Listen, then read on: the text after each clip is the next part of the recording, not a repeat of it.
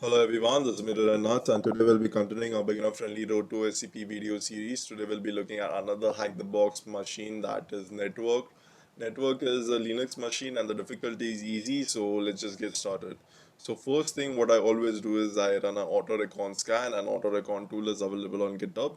It is basically an enumeration tool. It's gonna do and find out it's gonna do multiple nmap scans, and it's gonna find out open ports and services. So based on those results, it's gonna do additional scans on them.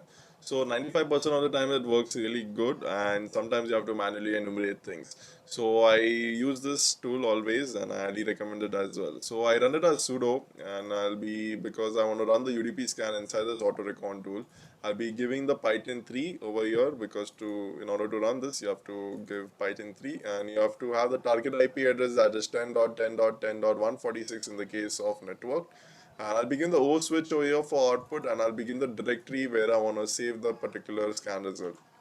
I already did execute the scan, don't want to execute again because it takes quite some time. So let's just look at the scan results. So first thing what I do is I look at the full TCP nmap scan always, and we see that we have two ports open, that is port 22, that is SSH, and port 80, that is HTTP. So 443 port, it's it's closed, so let's just ignore it for now. So obviously we have one web application port, so let's just go and check for it first.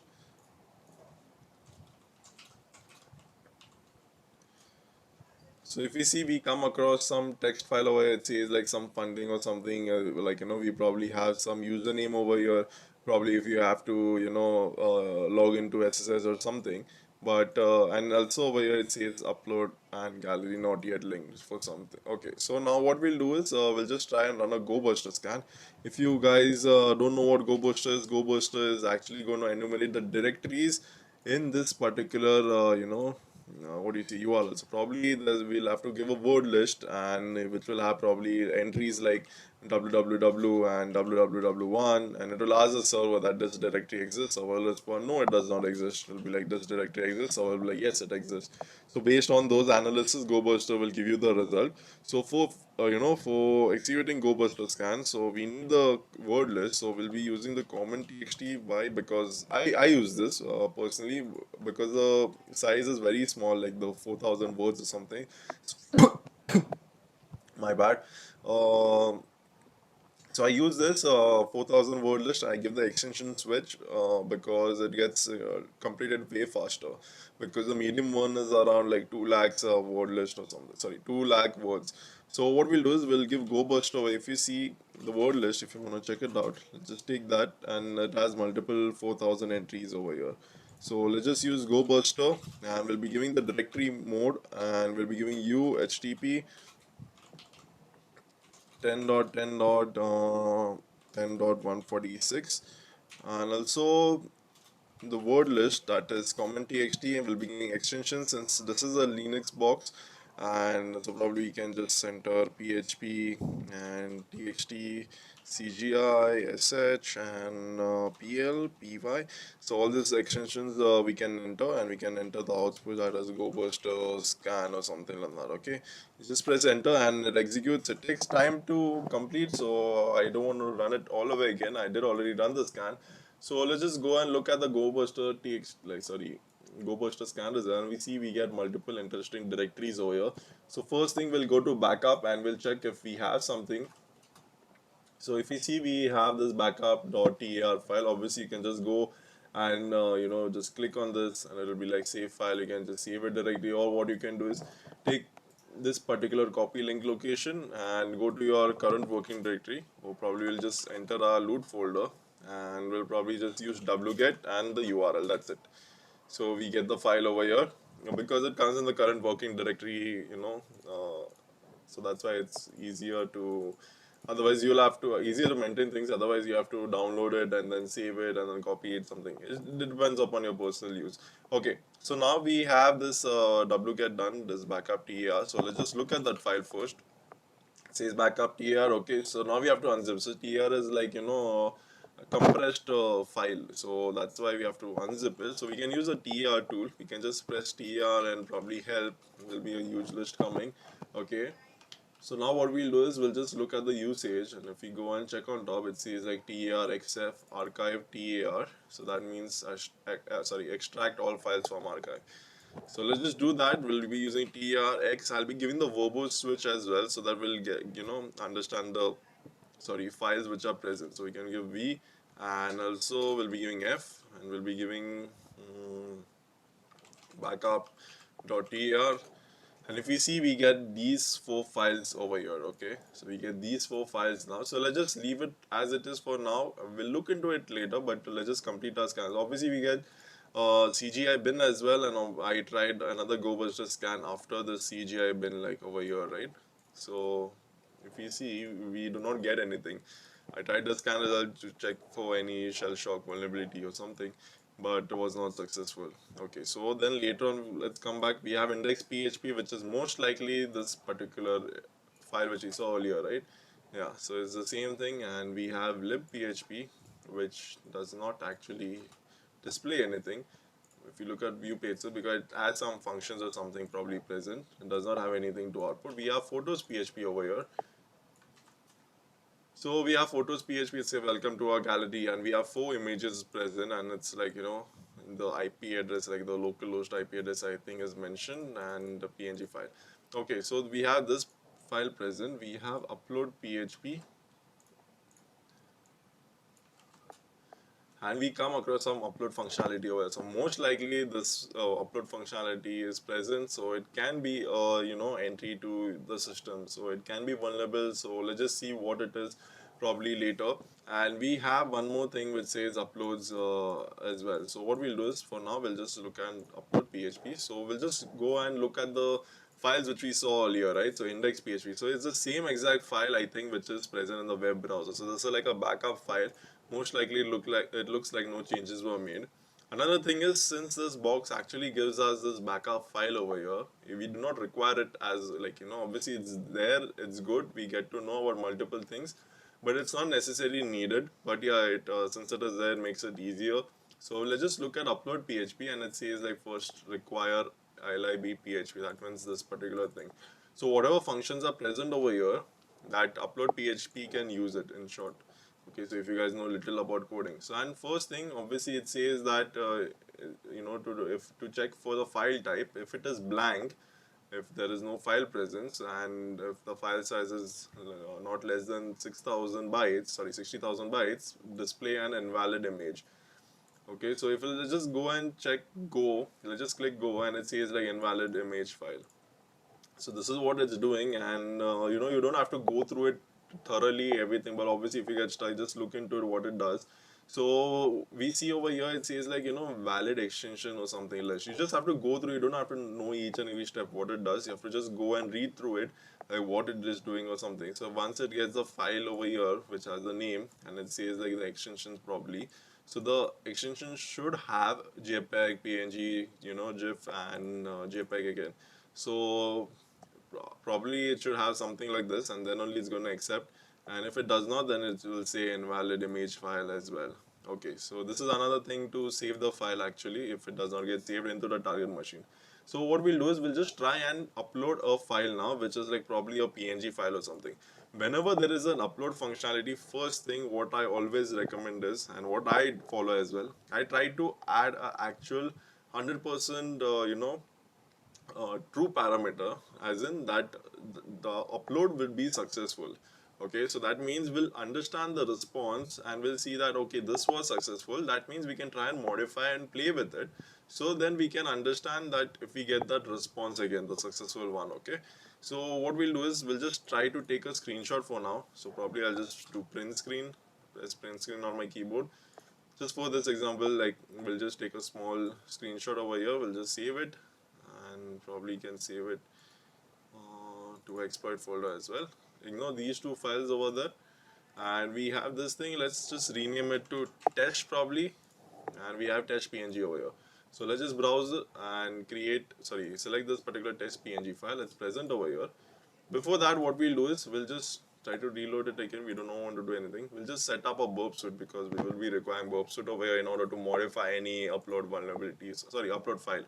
So let's just go over here, network settings. If you guys don't know what burp suite is, obviously burp suite is like, a proxy. It acts like a proxy, so you can intercept request and you can modify it and then send it to the target machine. That is your attack machine, sorry, your network machine.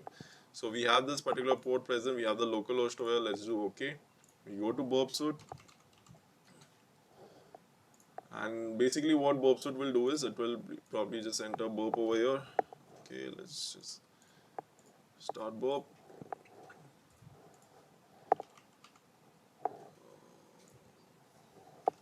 Burp suite. So since we gave a proxy right over here, we'll just close this for now. We do not require it. And we check the proxy over here, listener. It says the same port number and IP address and port number which was present in the Mozilla Firefox, right? So we have burp suite over here. What does if burp suite was not present and we did not configure the proxy over here, the connections will be like going and it will be like coming. So there'll be nothing in between. So now since we have entered this burp suite proxy, connection will probably go over here. It will, and then later on we'll forward it over here. So probably we can modify things over here. We'll just look into it. So now I do not want this. I don't want this interceptor to be present. I just need the history. So let's just do one thing. Clear this entire item. So we do not require that. What we'll do is just browse and try to upload this particular test PNG file. Press go, and it says file uploaded, refresh gallery. So that means this was successful. We successfully uploaded a PNG file, okay, without any errors. So now it says go to refresh gallery. Probably it means that photos PHP, okay. So you can probably go to photos PHP, and we see that we have a file present. Earlier there were like only 4 files, right? Now we have 5 files present, and this is the file which we uploaded. Let's just look at it, view image, and we come across this PNG file over here. Okay, so what we'll do next is we'll just take this, check out this request in burp. This was the upload PHP one, not the photos. This upload PHP. This is the valid request which we sent. Let's try and modify that request so that we can probably enter some malicious command or some reverse shell. Okay, so this is the first thing what I did. I obviously use this method. Now what we see is it requires a PNG. Now what we'll do is we'll just try to add a PHP script over here. Okay, so let's just enter something at the end. So probably enter something like PHP, the simple PHP script, which will probably just echo system and request muted and nuts. You can enter any parameter over here, not necessary it has to be muted and nuts. Okay, and we'll close it. So what this parameter is doing is to see better over here. So what this thing is doing is, first we are obviously calling a system call, okay, like a system, that means your shell commands or something, and we are giving a request parameter. So we are sending a parameter that is mutated nuts, and we'll look into it later probably, and we'll see how it actually works. So let's just try and put up this PHP file. Okay, we'll not change this file name, we'll just leave it test PNG itself, or probably we can just modify it to test1 PNG to make things better, but I think it will be the same. Yeah, let's just leave it test, because if you put test1, I think it's going to put that IP address in front, so I don't think it was going to work. Okay, let's just see this. If we try and upload this, we have a PHP file present over here, right? But since we send it, we'll get a file upload refresh gallery admins 200. Okay, so that means it accepted our request. But now once we load this thing, we have this file over here. We'll do view image, and if we try to add that parameter, right, mutated nuts, and probably just enter who am I, it does not respond anything, because this is the image which has been loaded. It did not render as PHP file, so it was rendered as a PHP image. So that's why this thing did not work. So next thing is, obviously you can just check out for PHP Upload Exploit, and there'll be multiple links over here, probably you can look into it.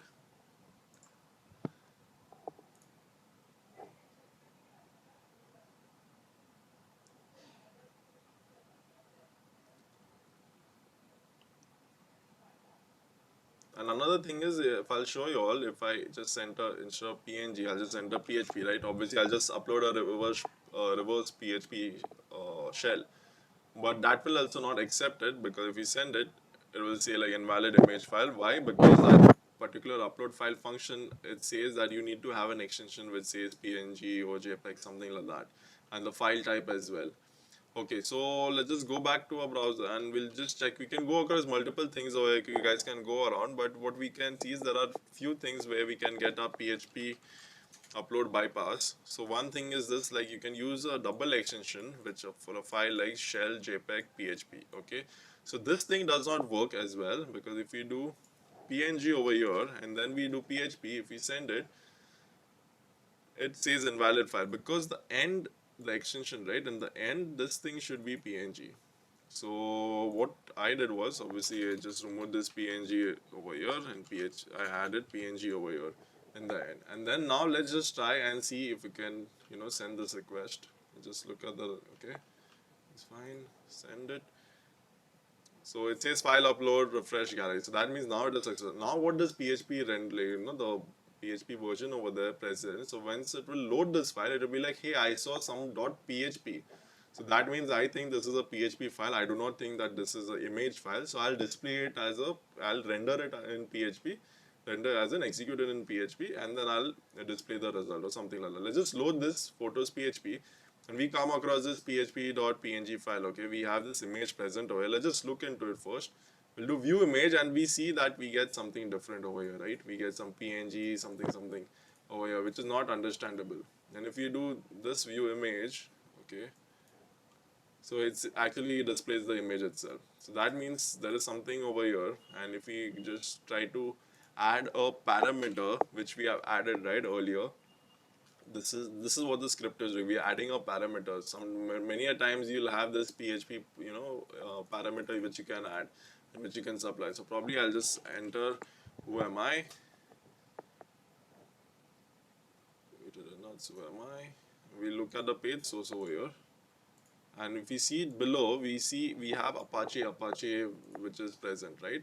So that means I think we have successful remote command execution. Let's just look at the host name as well, and it says network HTTP. Okay, and if we even look at, I guess, ifconfig does not work for some reason, so ifconfig is disabled. So let's just look at the ifconfig, like a different way to check ifconfig. We'll do IPA. The reason I added plus sign is because of URL encoding. So we get the entire, ifconfig over here. So that is using IPA. So we have this IP address. That means we have successful remote command execution over here. So this is one way to do it, remote command execution. Another way to do it is, you do not require this entire content. Okay, you can just delete it. And if you try to send this thing, I don't think this thing is going to work as well. Let's just try and send.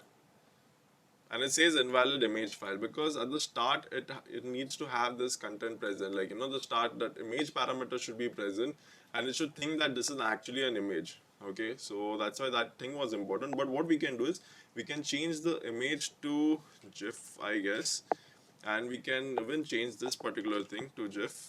If you can see over here, we have multiple parameters using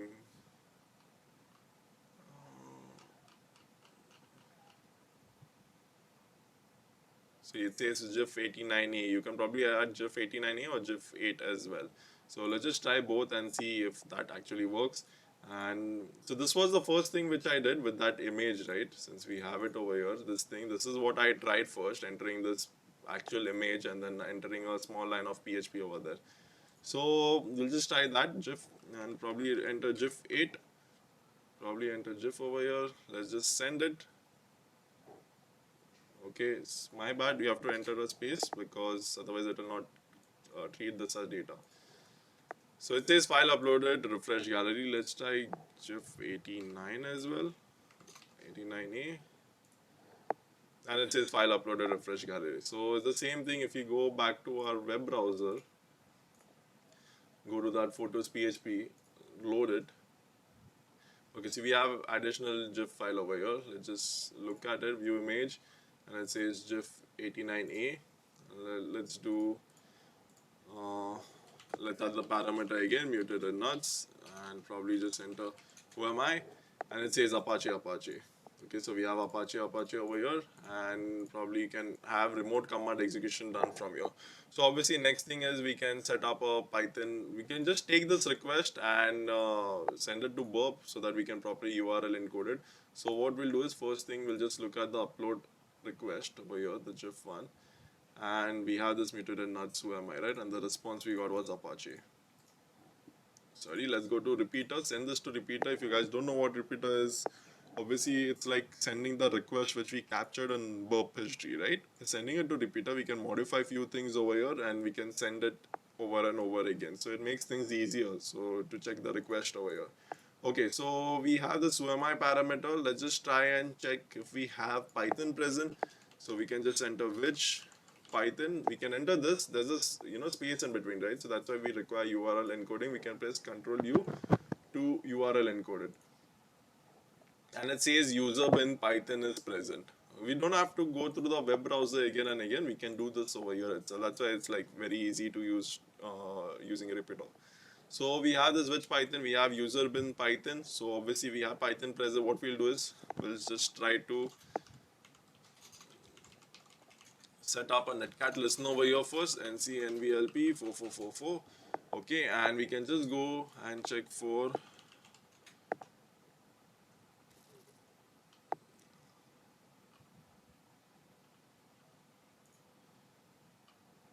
we can get this Python reverse shell script. Okay, we can take this, copy it, and paste it over here. Instead of which Python, we'll just remove this and we'll paste it. Like I overwrote it. Okay, so we have this particular file over here. What we have to modify is obviously the IP address, that is 10.14 and 16 in the case of attack machine, like attack machine's IP address.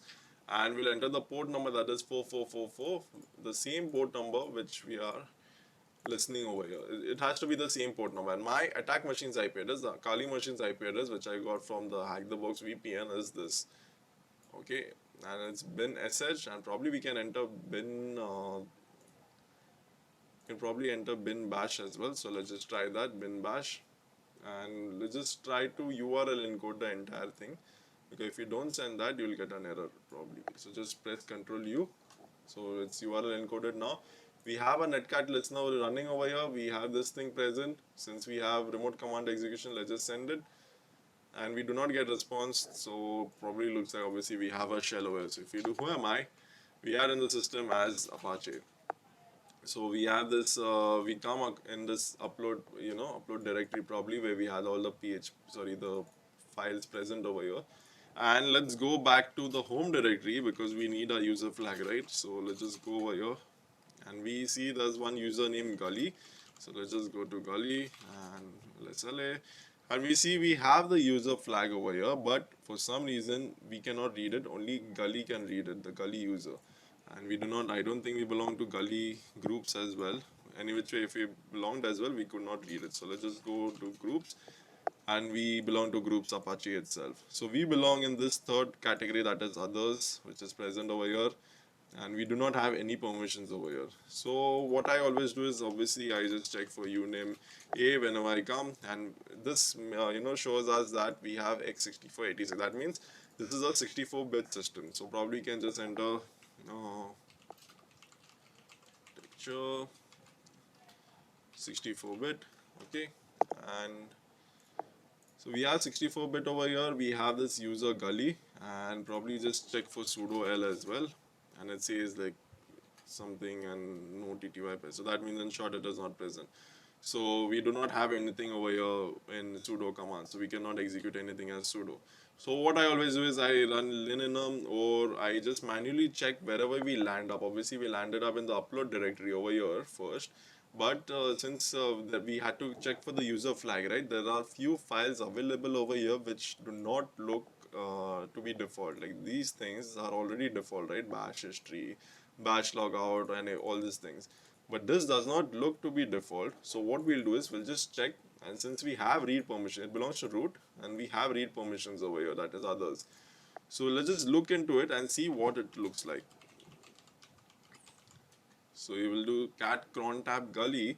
We come across this cron job, which looks like it's running a PHP file, that is check attack PHP, and this is the timer which is given for cron tab gully. So probably it looks like a cron job for the user gully. Okay, so now we have a user gully as well. So now we have three users. So first we have Apache, and probably you can mention it as owned, and we have user gully, and I don't know if you have to own it or not. Let's just look into it, and obviously we need our last step is to get root access. So for now we have owned Apache user. Okay, so we have this particular user and we have this cron job. If you don't know how to read it, we'll just go and look at it. Cron tab,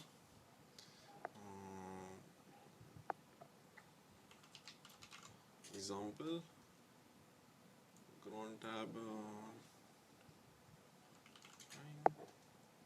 So we come across this cron tab group page, and we can just enter the cron job, like whatever is displayed over there in this particular file over here. We can just try to add this and see what we get. So in short, it will tell you that this cron job, after how long it's executing. The cron jobs are basically a scheduled task which runs probably every minute, every hour, every week, every night, okay, or something like that. So it depends on that. So obviously let's just remove this. We do not require this 4. We do not require this 5, and probably just enter 3 over here, and it says like at every third minute. So that means, in short, this particular cron job will run every third minute. So this is what I entered, right? Same thing over here. So every third minute it's gonna execute. It's gonna run it as PHP, and it's gonna run this check attack PHP file. So this check attack PHP file is present over here. So let's just go and look at that first.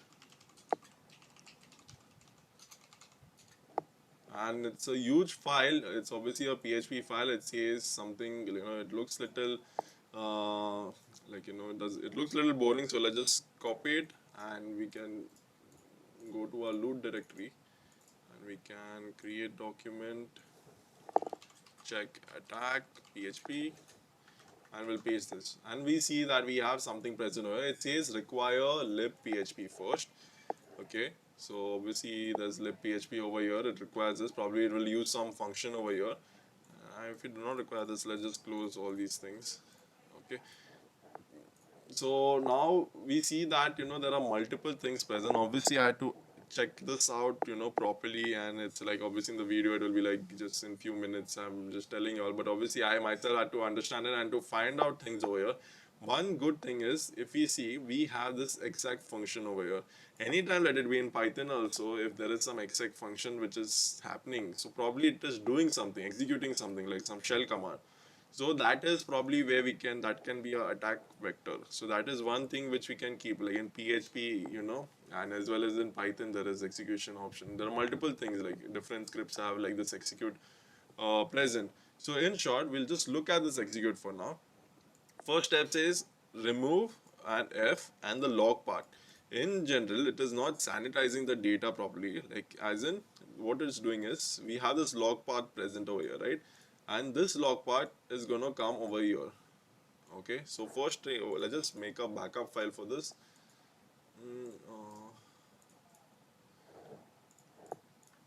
Because I want to show you all how it will actually work. Okay, all this data and everything. So let's just check attack PHP 2. Okay, let's just open this now, and we see that we have this. So in general, what this particular command will do is, the log part is going to add the log part over here. So log part variable is selected over here, and this code has given some value, that is this particular thing. So when it will execute as this thing. Okay, since the log part is mentioned over here, it will take that variable and it will bring it over here. So that's how this thing came. Now another thing is, it says execute no hop bin remove. Obviously you don't have to know each and everything, but obviously this is like a remove function, so it's going to delete that file. Then it says path variable over here. It's calling the path variable. So if you look at the path variable, that also is present over here. That is this particular uploads. So let's just copy that, and obviously it's coming down slowly, and it's obviously going to be pasted over here. I'm just trying to make you all like things better over here so that people can understand. Okay, so we have this thing present over here. It's doing this. Now it's checking for the value. Now if we see, we do not have any value over here, value file. We have a value over here. Okay, so in general, obviously now we have to check what this code is basically doing. So first it's creating a variable files and like a blank array. So if you guys don't know what array is, you can probably just go and check it out on Google. It's multiple like one, sorry, it starts from zero. My bad, it starts from zero actually. 0, 1, 2, 3, 4, 5, and it will actually have some content present in that.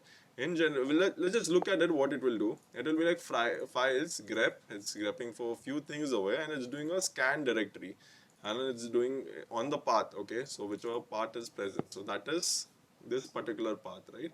So let's just take this and copy it over here, just to make things easier and simple to understand. So we have this thing present over here. In short, it's going to check, it's going to do a directory scan, okay, this files variable in this particular directory. So let's just go over here first and see what we get. So we have let's go to cd for www html and uploads. So this is the same directory where we landed up, right? So let's just take this and copy it for now, copy selection, and probably we can paste it below. Okay, so this is the backup file, so we can just leave it so that we can understand better, right? So we'll leave this file. So it's going to do a scan directory and it's going to save it in an array probably. Okay, so the zero array probably this will be like, you know, something like array 0. This contains the first file, that is 0 because it starts from 0. So then array 1. Okay, so in general this is how it's going to work, and then 2, 3, 4, 5. I'm not going to write the entire thing, but this is how it works. 0, 1, 2, 3. So those first file is 0, second is 1. This is how it works. And then later on it's like for each, like probably like a for loop, files as key, okay, it's going to transfer it to value. So it's going to give it a value name. So that means this particular file name which is present over here, it's going to take it and store it in this value variable. Now, for example, let's just take this first scenario. We have this particular file name, right? The entire file name. Since this is a for each, right? So it's gonna go to all the files present over. So this is a for loop. So for 0 or for 1, for 2, for 3, that way. So first we'll go for 4 4 means FOR, okay? FOR 0. So for 0, it's gonna check this file and it's gonna save it as this thing. Okay, then it says that if value is equals to index html, then it says continue, and then probably the function ends over here. Okay, and that's it. And later on over here it's check, if check is not equal to 0 and attack. So probably if this particular check thing does not work, okay, so this is a check which is it is doing, it's like checking IP name and value. So this is present in the lib variable over here, check IP. Okay, so it's checking basically if it does not find a prefix with a valid IP, it's gonna error out and it's gonna say attack, and it's gonna delete all the files whichever is. In short, I'll tell you what the script will do. Let's just make another copy of this index.html for now, and we'll have some testing file only, okay, something like that. So what this entire script will do is, first it will check, it will be like, hey, this particular file has a prefix of a valid IP address, ignore it, we do not do anything. If it is index.html, we can continue, we do not have to do anything. If it is testing file only, okay, so it is neither index.html, which is this particular thing, and it is neither a valid IP address, that is this check IP function, which is called in this particular lib directory. I know it's little confusing, but if you guys know little about coding and functions, so probably can understand. Since we are importing this lib.php in this particular file over require lib.php, so we can use that check IP function which is present over here. I'll not explain each and everything in step by step like how it works, but yeah. So another thing, obviously it's gonna check that this file does not have this index HTML, neither does it have a prefix of IP.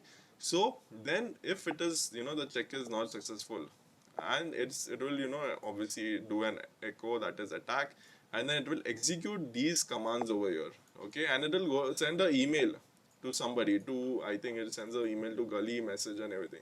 So I did always, check this Gully email as well, but you cannot access it unless you have Gully access. So that thing did not work for me. So obviously we have this execute command. So now we'll come back to the execute command. So in short, we have this remove everything. It will remove everything in the attack log, the path which is present over here, full log path. Then it will execute this particular thing and the value over here. So now this value means what? This value will be this testing file HTML. Just for example, okay? So it can be all these values as well, but that is a genuine IP address, right? So it's not gonna bother. So we'll take this and we'll put it over here. Testing file only .html. So this is what it is gonna look like if we add some testing file HTML over here. If we create something, right? So this is what it will look. And just to compare it,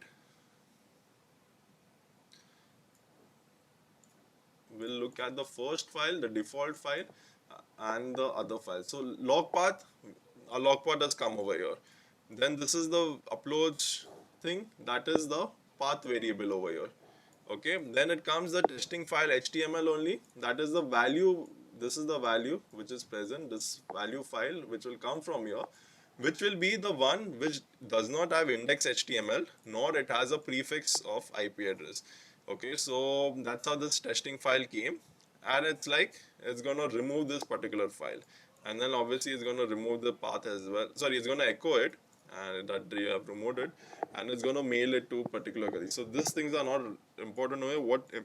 What's important? Sorry, what's important is this thing. Now, if you see this variable over here, the log path, we cannot control it, right? It is already present. Uh, it is already present over here, so we cannot control this. And if we look at the permissions, it okay. Let's just just go back. CD. Okay, so if you look at the permissions, it belongs to root. So we do not have write access. Obviously, otherwise we would have just modified that particular file, right? The lib.php file or something, or the lib.php file in short. So what we'll do is we do not have this permissions over here. So what we'll do, we'll just go and try to check out that uploads directory again. CD uploads. Okay. Okay. So now what, this is the file which it will take place. So we do not have access or any kind of control over this log path. So this also we do not have any kind of control over here. So this will come as it is because it is present at the start of the file, and obviously we cannot modify this check attack PHP as well because we had only read access over there. Okay, so if you check it over here, we have just read access, check attack PHP, we belong to this read access only. So we cannot modify that. Okay, so now another thing variable comes is the path variable. So path also is already mentioned over here, pre-mentioned. It's present over here, uploads PHP. So this is already coming over here. Now the other thing is, other variable is the value variable. Now this value variable, it's coming from a file present inside the upload directory, scan directory path. So this is the path, right? It's gonna scan this particular directory and it's gonna get a file name that we got this file, right? Let's just consider this test HTML file for now. So we'll get this test HTML file, right? So in short, we can control this particular file over here. So if we create some file, adding a script or something, we can achieve remote command execution probably. Okay, so first thing is what I'll just try to first run PSP over here, and we do not have wget in this system unfortunately. So let's just use netcat for that to transfer files. ncnvlp will just on port 6666 and we'll transfer the file. We'll give the gift that is PSP by 64s. So I already have that present over here. You guys can get it from Google as well, PSPY file. So what PSPY will do is it will check and sniff for any cron jobs which are running. So we'll just look into it soon. So we have PSPY 64s. We need 64-bit. Why? Because earlier we saw the architecture to be 64-bit, right? So what we'll just take this file, PSPY. Okay, enter this. Okay, PSPY. Let's just press okay. VLP.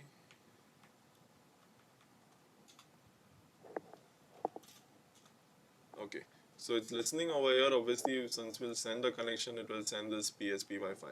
So we'll just send the netcat connection and we'll have that in our dev shm folder. Let's just go to the dev shm folder. It's good to work on this folder or the tmp folder either way. So let's just, we do not have wcat, so we'll use netcat and 16 and the port number 6, and we'll save that file. Since we are importing this file, we are giving this file, sending this file to the connection, here we have to output it. So we can probably mention pyspy64s itself. So let's just press enter. You must specify a host to connect to. So okay, my bad. ncnv 10.10.14.16.6666, and we'll probably enter pyspy64s. And obviously we get the connection, and it will take some time to transfer the file. So meanwhile we'll just look at the script. So what we can do is, now we have control over this testing HTML. Okay, what we'll try to do is, we'll try to create another file over here just to check if we get remote command execution or no. First thing what I always do is, in order to check remote command execution, I always most certainly use the ping command. Okay, so that I can get a ping into my target machine. So we'll try to create a file which will have the ping command. Okay, so ping c once, maybe you do not require it a lot, 10.10.14.16, something like that. Okay, so if we enter this particular command over here, ping 14, okay, let's just copy it, we'll just paste it over here as well. Okay, so we are pasting it over here. Just consider this thing to be one thing for now. Okay, and we'll paste it over here as well. So this somewhat does not make sense, right? Uploads and then ping does not make sense at all, because obviously it will search for some file name ping over here which is not present. We are giving some command. So obviously what we have to do is, we have to try to break this particular command. That means this will be treated as one command, and this will be treated as another command. Another thing you can do is obviously break this as well and just type who am I. So I done that initially first, but I don't think it's required because I didn't want any errors or something. So we can break this command over here and we can give the ping command. So obviously we have to modify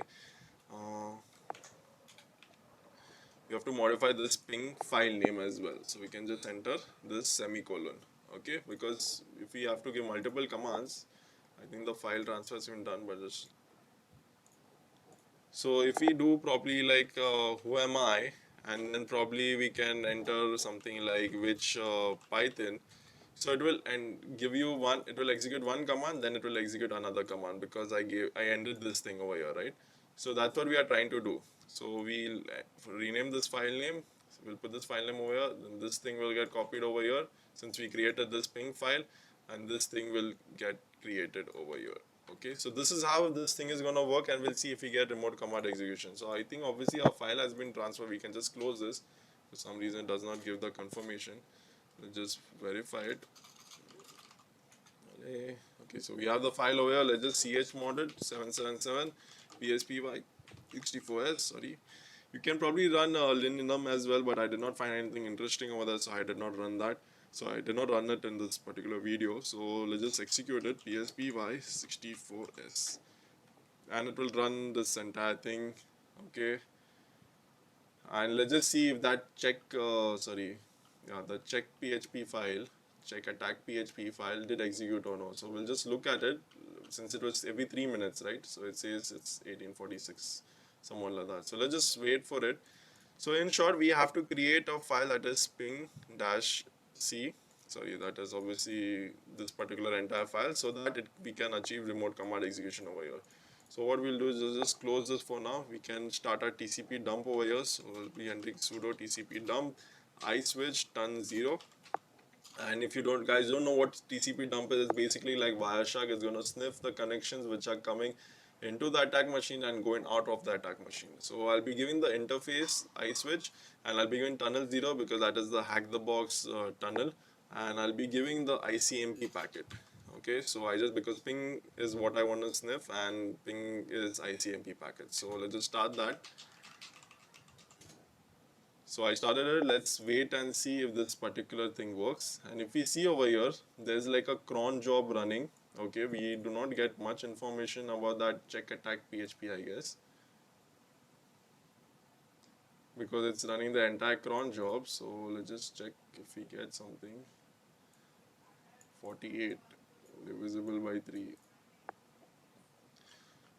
So over here, I don't think it mentioned for that check attack PHP, but since all the cron jobs are running, most likely is that that cron job may be running as well.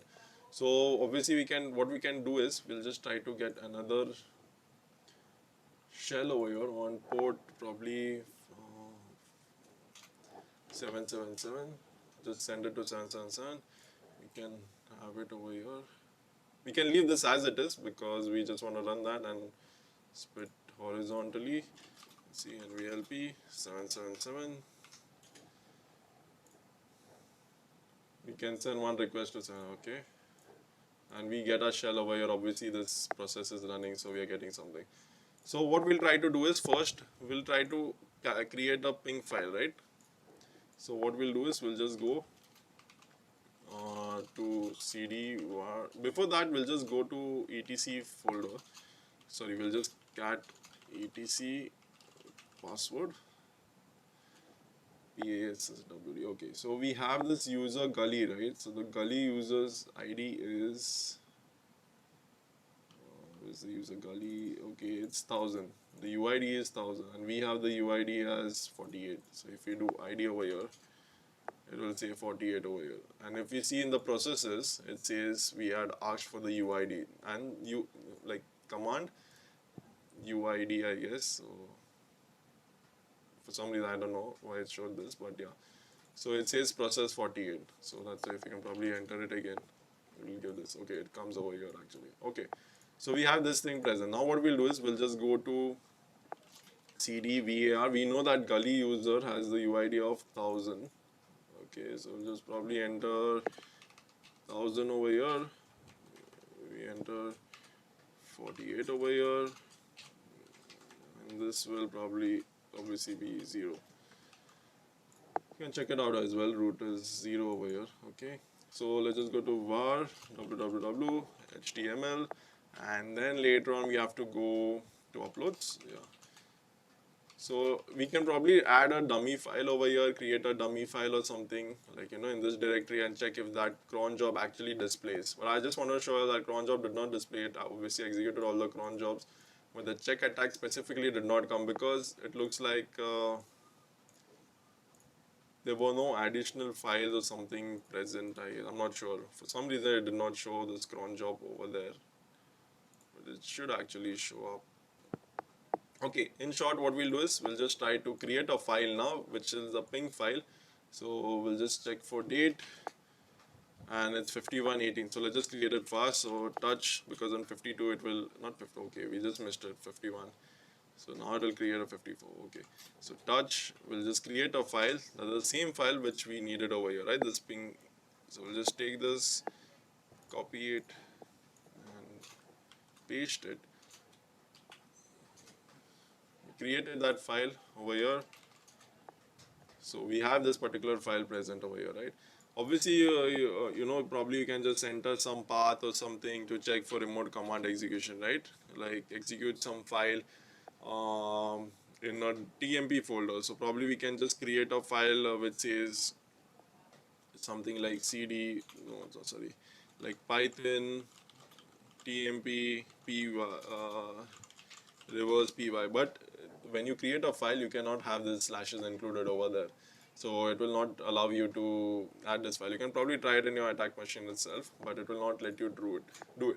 Another thing is, do not create any, if this thing is successful, do not create any file over here. Since if we look at the code, it's going to delete everything, you know, whatever files are present inside. So please do not add any file over here because it's going to delete that particular file.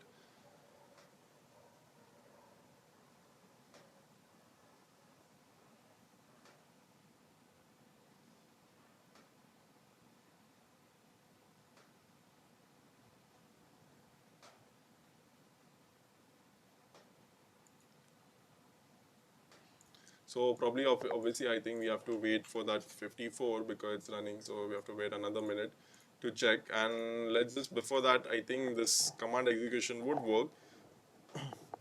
So let's just try and create a shell. Like, how are we going to create a shell, right? So I'll just create a simple shell for now. Let's just do which sh, and it says user bin sh. So let's just take this for now, copy it. We have Python present over here, right, in the system. So before, okay, I think date. Okay, so let's just create a file that is reverse. Keep it simple.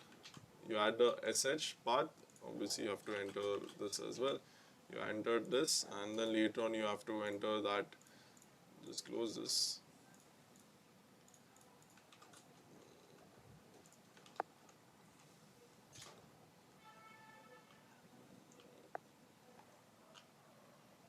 Reverse shell. Copy this entire Python path and probably paste it over here. You can enter bash, save it, and just modify the IP address. That is 10, 14, 16, and for port 5555. You can just select a different port and whatever is running over here. And if we see over here now, we have this particular PHP check attack cron job running. Okay, and it's sending some email as well, which we had seen in this particular file. It sends an email. So we have this file running, and we also get our ping request. So in short, we have successful remote command execution. This is our target IP address. This is our attack machine's IP address. So this is how we got it. Check attack PHP, and if we saw obviously in the date itself. And if you check the UID, UID is 1000. That is the one which we saw for the gully user, right? That means the user is gully over there. So that means we know that we can escalate to gully using this probably. So now probably we do not require this. So let's just close it. Now we need to smartly modify this ping file. Okay. So since we are very limited with things, obviously we had to do few trial and errors. So probably just check out, we can probably enter this since we have netcat installed, right? So we'll have netcat, and we'll just try to connect to 16 on this on port, which is this port 6666. 6666. Okay, and then later on we'll, whatever file we'll send, okay, we'll try to send a Python shell like a gift over here, not Python, this reverse shell which we are creating over here, right, which we have created already. We'll try to send that. So let's just start this up first and create reverse. That's it, I guess. Yeah, so we have this particular file present over here. Obviously we will check this IP address and port 555. So we'll just have this, and we'll have our netcat ncnvlp on port 5555.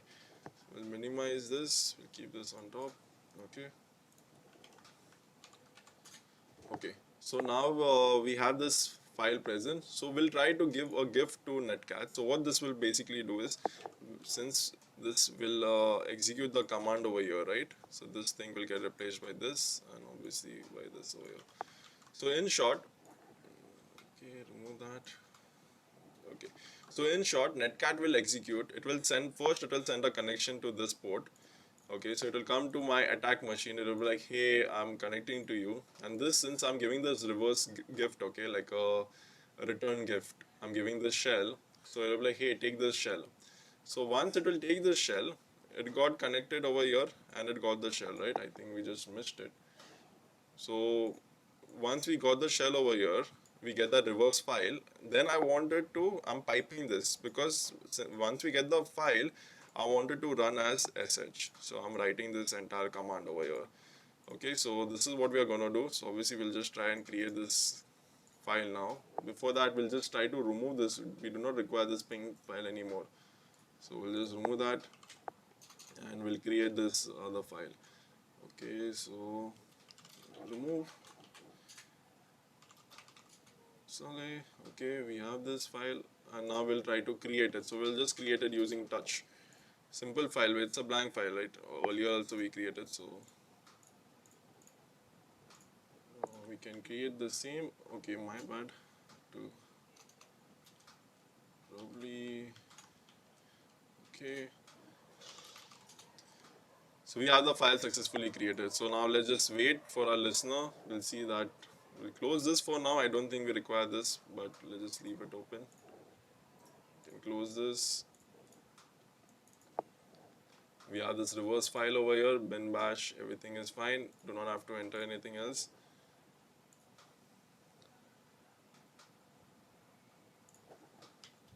User bin sh, where am I? Cannot execute binary file.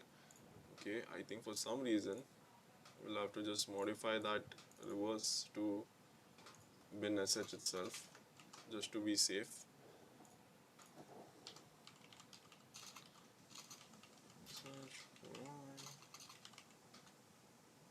Okay, I don't know what's the issue, but I think user bin sh would be okay as well.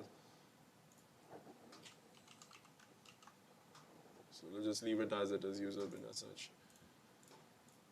Let's just check the date, and in another 50 seconds probably it will execute and send us a command. So first obviously we'll get a request over here, and then once it gets that file it will try and execute it using sh, and then probably we'll get a Python reverse shell.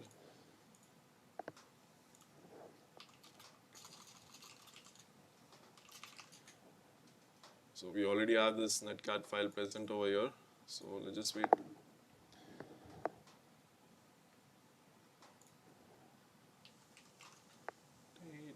Another 20 seconds.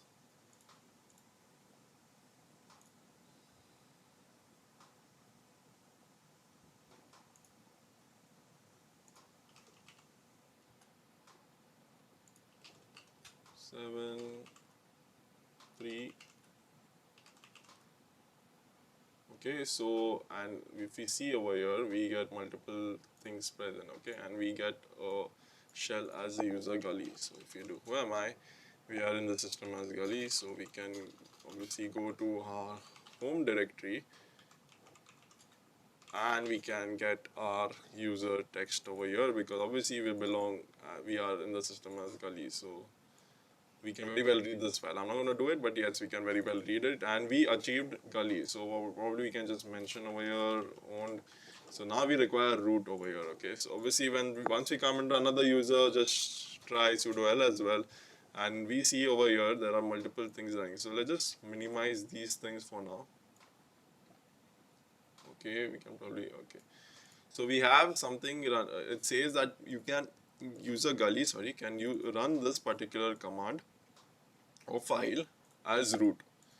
Okay, so what we'll do is we'll just try to run it first, or probably we can just try to cat it, and we can copy this entire file into our system. Okay, so we can probably do that and create document, change name.sh, paste this entire file. It's running bash over here, it's catting a file, like it's gonna cat a file, that is this etc.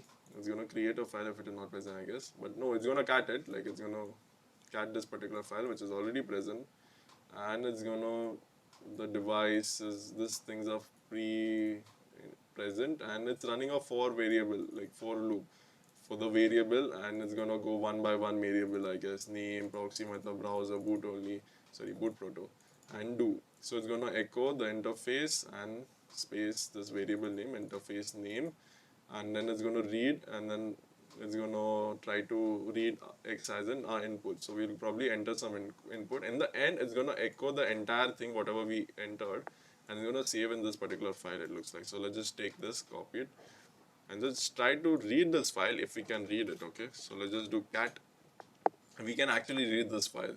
So let's just save it. Let's just copy it over here, copy selection, config file. I don't know the entire name, but let's just leave it as config file for now. Okay, so this is what the methods, and sorry, the values are present: proxy method, browser, name, ps, and tmp, fo, something like that. Okay, so what we'll do is now we'll just try to, this is a name, right? So what we'll do is we'll try to run this change name file and see what it does. So we'll run it as sudo, obviously, since we have sudo permissions to run it as root. So that's why we are more interested in this. So we can probably just enter sudo and enter this change name. It says interface name. Okay, so probably just enter test, and test, test, and it says something like error or something like that. And if we cat this file now and we'll check, it looks like it has written new values over here. So let's just go and paste it below. We'll just maximize it. So now we enter this test value, right? So it got executed and it is present over here. And we see like name, there's PS like for some process and temp something. So obviously what we'll do is we'll just try to look if we can enter anything. Oh, since this is a, let's just check out the file name ifcfg something like that. So what we can do is we can do it two ways over, like two things over here. We can do ifcfg exploit, and we come across this vulnerability over here which says like whenever you're adding a name, okay, you can probably go and read through this. It says like if you add this name, it says any script in the folder is executed by root because of the sourcing technique. Case example, okay. So if you have any white blank space in the name, the system tries to execute the part after the white blank space, which means everything after the first blank space is executed as root. So in short, if you're trying, this is a network file, so that's why I think the box name is networked as well. So in short, we have this name, right, which we were entering. If we have this name file present over here. So if we enter test and probably we enter something like bin ID, okay, probably enter like bin ID over here. So it looks like probably this thing will execute as root. So ID will execute as root. Okay, so this is what it's probably doing, since we can try to write this file. So let's just check if it is actually doing that. So writing only is not the problem. In the end, it's gonna load up this file. So that's why it says this error over here, which says error etc this file device gully does not seem to be present. Okay, let's just, okay. What we'll do now is we'll just try to run this sudo command again. Paste it. It says name, right? So let's just write name over here and probably write bin ID and probably just add testing. Okay. So if we see, we have a command execution over here. Okay, so this is how it looks like. We got UID over here, that is root. So what we can do is, we can obviously try to run a file, but we are very limited, I guess, of what kind of data we can enter, because this is the only data which we can enter over here. So I don't think we can enter dot and all these things. So we can probably have a shell within this itself. So let's just try to run this file again. So in short, this file particular thing, this change search is gonna write, where did it go? Yeah, it's gonna write to this particular file, right? In the end, it's gonna do this has been ifab gully. So when it does this, it will execute this particular, it will execute, try to read contents from this file and try to execute. So since we have modified this name parameter, right, over here, we have added bin ID, so it's going to execute as root. So that's what this whole vulnerability is about, the space over here. So let's just try and add bin sh for now. Probably enter kindly subscribe and probably enter bin bash, simple bash shell, and then later on enter something like okay, no, yes, just anything random words. And if you see, it just got, it froze over here. It did not give us any error or something. Why? Because we have entered bin bash. So if you do who am I, so we are in the system as root, we can probably get all this thing. We can go to our root directory, we can do lsla, we are in the system as root over here. We can very well read this file. See all this execution, command execution we are doing over here. We are doing it as root. So this was the box, and this is how it was done. There were like few things of understanding the code, command, and trying to think what you can do and what you can exploit. So this thing, you can probably go and look out for this particular, if you do exit again, I guess. Okay, so this sudo change name, you can probably just look for this vulnerability over here, or probably just enter something like home testing, okay, no, boot proto, not okay, something like that, and it will give you like line 4 home command not found, command not found. So you can probably get a hint here as well, that probably you can enter some command over here instead of home or instead of okay, and you can have some code execution done. So this was the box, and if you guys liked it, do give a thumbs up, and if kindly subscribe for more upcoming videos. If you have any queries, or if you want to tell me to do things differently, you all can let me know as well. Okay, thanks a lot.